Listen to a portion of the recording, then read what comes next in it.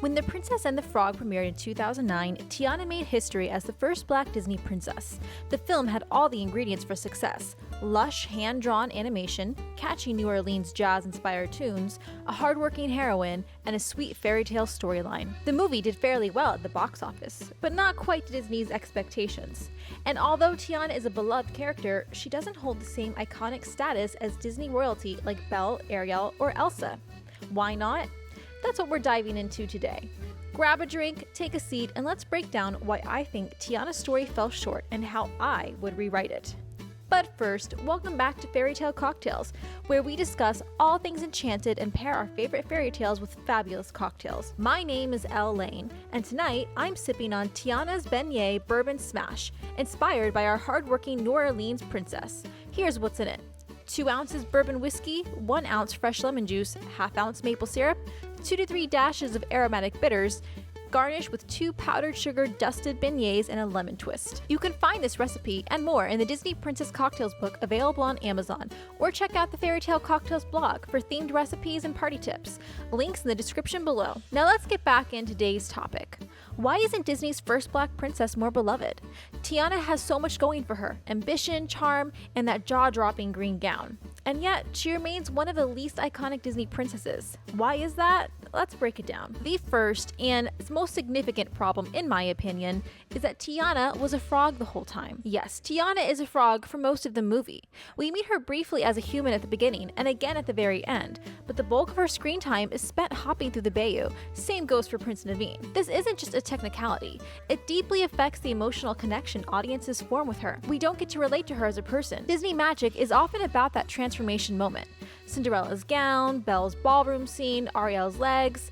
With Tiana, her signature moment in that stunning green dress happens for what, 30 seconds? And that's at the very end of the movie. It's just not enough time for audiences to draw a connection with the princess. I think what makes Disney princesses so iconic, especially in the eyes of little girls, is that they get to look up to and admire a beautiful, iconic princess. What girl doesn't dream of looking like her favorite princess, right? From a young age, we love to dress up in our tiaras and our tutus and our magic wands. We buy the Disney costumes because we want to look like our favorite Disney princess. But in Tiana's case, like I said, we don't get that connection. The image of Tiana in her iconic green dress isn't as deeply ingrained into our minds as it is with the other princesses, because she was a frog the whole time. What's even more interesting is that they even did her dirty in her ride at Disney World. Spoiler alert for those who have not yet ridden Tiana's Bayou Adventure at Disney World. But in the ride, Tiana's animatronic character is in pants the entire time. Yes, that's right, she's in pants. She's in an adventure outfit. We don't get to see her in her iconic Disney princess dress. She doesn't look like a Disney princess, at least not until the end of the ride, which even then, she's not in her iconic Disney princess dress. She's in a dress, but it's not the one you're expecting. So not only do we miss out on seeing Tiana as a princess in the movie, but we also don't get to see her as a princess in her own ride. Why Disney thought this was a good idea? I honestly don't know. But again, it removes the connection that we get to make with Tiana as a beautiful princess, a fairy tale princess, someone that we want to be, someone that we would aspire to. Instead, we see her as just someone kind of normal, which is not what Disney princesses are. Disney princesses are iconic. So because Tiana spends most of her story as a frog, we unfortunately remember her more as a frog than a princess. Now let's talk songs. Disney is famous for unforgettable musical numbers: A Whole New World, Let It Go, Tales Old as Time. And while The Princess and the Frog has some fun and upbeat tunes, they just don't hit the same emotional beats. Almost There is Tiana's big number, and yes, it's catchy and thematically strong, but it's not magical. It doesn't stir the heart the way a sweeping romantic duet or introspective ballad would. And while we get lots of musical moments with side characters, there's no romantic duet between Tiana and Naveen. There's no "we're falling in love" moment in song, which would have gone a long way in making the relationship more iconic and emotionally resonant. The music, in my opinion, takes away a little bit from her story. I honestly think Disney's intention behind the music was to draw more attention to the culture of New Orleans rather than making it about the story. I get the feeling that we're watching a movie that's more about New Orleans than it is about a princess falling in love with her prince. I think the music almost overshadows the entire plot of the film. And like I said, while it's great music and it's catchy and fun, it's not really something that I think little young girls are gonna be singing again and again in their rooms while they're twirling in their princess dress. There's no solid hook, nothing that I think little girls can really relate to. The music isn't fairy tale enough. It sounds more, well, like 1920s jazz, which, unfortunately, I don't think really relates to modern day audiences. It sounds more like music that their parents might listen to, but not them, not something that little girls want to sing again and again. It's not something that they're going to hear and be transported to a fairy tale realm where they're a princess falling in love with their prince. So we have no princess to really feel connected to, and now we have no song to feel connected to. Again, two elements I think that are really important for making a movie memorable. They're really important for making a Disney princess iconic. Another reason Tiana's story fails to be iconic is the lack of fantasy. While it's very empowering and honestly awesome that Tiana is such a hardworking girl who has dreams of having her own restaurant and following her father's footsteps, it's not exactly super relatable to the younger girls. Now, is it empowering? Is it a good message to be independent and make your own money and go after your dreams? Of course. But I think in Tiana's case, her dreams were a little more mature than I think most younger audiences could understand. If you think about more previous Disney princess movies, they really didn't have as much depth to them in that way. The dreams of the other Disney princesses were to fall in love, go to a ball, become a human, and meet their prince. Tiana's worldview was a little more realistic. Now, there's nothing wrong with that, and again, maybe it is a better message for young girls than just to, fall in love and meet a prince, but Disney princess movies are also supposed to be about a fantasy. Fantasy films are about escapism, about being able to see and do things that you would never be able to see and do in your real life. Little girls like to live vicariously through Disney princesses to feel like they are in a fairy tale of their own. But in Tiana's case, her fairy tale took place in the real world. There was no magic kingdom, there was no castle. Everything took place in Louisiana, which again, don't get me wrong, the illustration was beautiful. The imagery of the bayou with the fireflies was amazing. There is definitely something to be said about the Southern charm in 1920s New Orleans. But it wasn't as magical as other previous Disney princess movies. And there's also the issue of the prince. Now, Prince Naveen is, in my opinion, not one of the best princes. I find him the least interesting and least memorable princes in the Disney princess genre. Maybe that's just my personal opinion, but I think he's just meh. On top of that, though, he is also broke. Remember, in the movie, he states that he does not have any money anymore because his parents have cut him off, and that is why he is in New Orleans looking for a rich princess. So by Disney princess standards, Tiana kind of gets gypped in the prince department. While yes, of course, it is a great message to show to young girls that you can support yourself and you don't need a man, even a rich prince, sometimes it's also just kind of nice to meet a man who also happens to be a rich prince. So instead of the movie ending where Tiana marries a prince who is able to fund her restaurant, fund all her dreams, instead she gets a broke musician.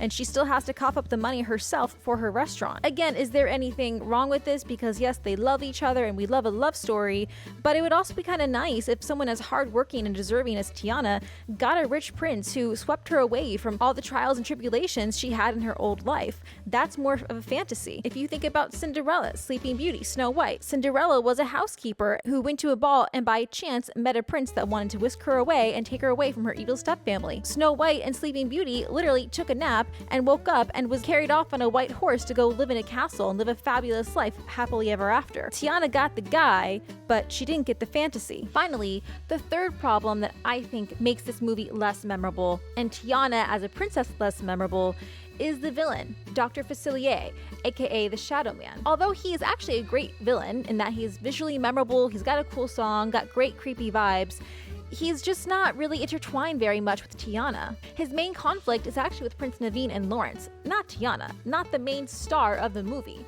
Tiana's dreams are barely threatened by him. He doesn't personally challenge her or represent a force that she must overcome. Imagine if Dr. Facilier wasn't just a voodoo trickster, but someone who symbolically represented a deeper societal structure. Tiana was trying to rise above. Maybe he tempted her with a shortcut to success, or tried to exploit her ambition the way Ursula manipulated Ariel's voice. Disney missed a chance to tie Tiana's personal growth to the villain's manipulation. That connection would have made the climax hit harder and given her a more emotionally satisfying arc. Instead, Tiana's dealings with the villain is very brief at the very end. We don't really get the sense that she's really overcome very much, or that she really had to fight very hard against this villain. We don't really get the sense that the villain cared much at all for Tiana. Again, it was all about Prince Naveen. So while Dr. Facilier could have been a great villain, it missed the mark in that he's just not very connected to Tiana. In fact, we just kind of don't really care about him very much. But had he been more closely tied to Tiana, had he threatened to undermine the main heroine of the story, then it might have been a little more memorable. In conclusion, Disney's Princess and the Frog was, dare I say it, almost there. Honestly, I think it was a great movie. It really was. It was gorgeous animation, a fun cast of characters. It really had a great cute storyline, meaningful message about hard work and dreams, but it's not a great princess movie. Okay, it has the right ingredients, but something about the recipe fell flat. It was almost there, but not quite. I think with a few tweaks, it could have been a really iconic Disney princess movie. Here's how I would have rewritten the story to elevate Tiana into the iconic Disney princess that we all know she could have been. Number 1, instead of Tiana turning into a frog, she would have stayed human. I would have kept the meeting between her and the prince the exact same, except that when he asks for her to kiss him, it doesn't work. He doesn't turn back into a human, and she doesn't change either. But because she is the only person who knows about him and his dilemma, Tiana decides to help him out of the goodness of her heart. She carries Naveen with her throughout her daily life while trying to help him solve the mystery of his curse and figure out how to turn him back. During this time, we can get plenty of cute Ratatouille-style scenes with Tiana trying to keep Naveen a secret while going about her daily life. It's during this time that the two get to know each other, and Naveen appreciates Tiana and her hard work. He learns about her dreams to open her restaurant and why it's so important to her. As Naveen spends more time with Tiana, he falls in love with her and begins to lose his spoiled rich boy attitude. Now that he sees what normal people like Tiana have to go through, he becomes more appreciative of what he has. I think it's important for the audience to see Tiana in her human form because, well, it's more relatable. Little girls want a beautiful, kind heroine to look up to. It's important for them to make the connection to her as a human, not a frog. The image of Tiana as a human is much more memorable than her image as a frog. The story could have then taken the two on a quest to figure out how to change the prince back into a human and reveal the villain, like in any fairy tale. Somehow, the ending would culminate in Prince Naveen given the choice to turn himself back into a human or help Tiana get her restaurant. Like any classic Disney prince, Naveen decides to sacrifice himself to help Tiana and stay a frog. Tiana is so grateful to him and asks if there is anything she can do to repay him. Naveen then half-seriously asks her to marry him, even though he is still a frog. Tiana agrees. Naveen puts a ring on her finger, and then Tiana gives him a kiss. In that moment, Naveen turns human again. But why did it work this time? Well, just like in the original movie, the moment Tiana agreed to marry him, she became a princess. Thus, the curse was lifted because only a princess can turn the frog back into a human, like in the classic fairy tale. Tiana deserved more. She deserved a bigger moment, a more emotionally connected journey, and the royal treatment in every sense. And with a few changes, I think she could have had one of the most iconic Disney stories ever told. Of course, this is just my opinion. Thanks for watching, and don't forget to like, comment, and subscribe for more magical deep dives and cocktail pairings. Let me know in the comments, how would you rewrite Tiana's story? Do you think Tiana deserved more, or was the story perfect as it was? Until next time, cheers, and remember, keep your dreams big, your cocktails strong, and your fairy tales fabulous.